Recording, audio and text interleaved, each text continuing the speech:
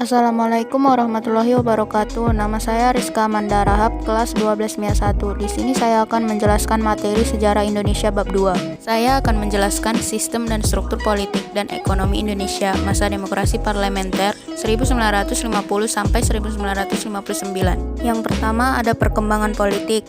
Terbagi menjadi 3, yaitu sistem pemerintahan, sistem kepartaian, dan pemilu 1955. Yang kedua ada mencari sistem ekonomi nasional, terbagi menjadi 2, pemikiran ekonomi nasional dan sistem ekonomi liberal. A. Perkembangan politik masa demokrasi liberal. 1. Sistem pemerintahan. Indonesia sampai dengan tahun 1950-an telah menjalankan 2 sistem pemerintahan yang berbeda, yaitu sistem presidensial dan sistem parlementer. Salah satu ciri yang nampak dalam masa ini adalah sering terjadi penggantian kabinet. Mengapa sering terjadi pergantian kabinet? Hal ini terutama disebabkan adanya perbedaan kepentingan di antara partai-partai yang ada.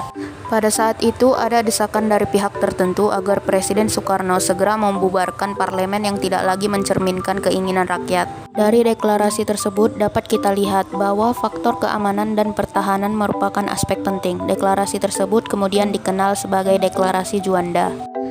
2. Sistem kepartaian. Partai politik merupakan suatu kelompok terorganisir yang anggota-anggotanya mempunyai orientasi, nilai-nilai, dan cita-cita yang sama.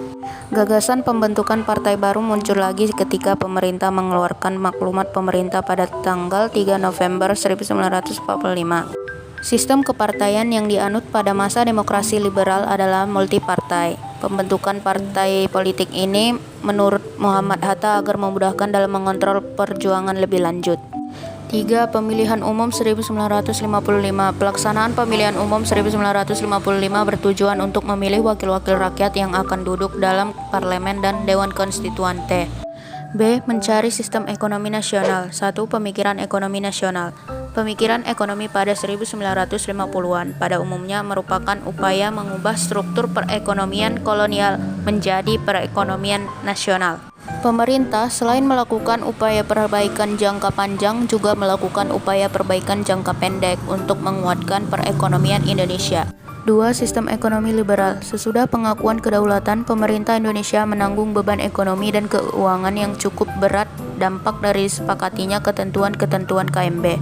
Pada masa pemerintahan Kabinet Burhanuddin Harahap, Indonesia mengirim delegasi ke Belanda dengan misi merundingkan masalah finansial ekonomi atau FINEK.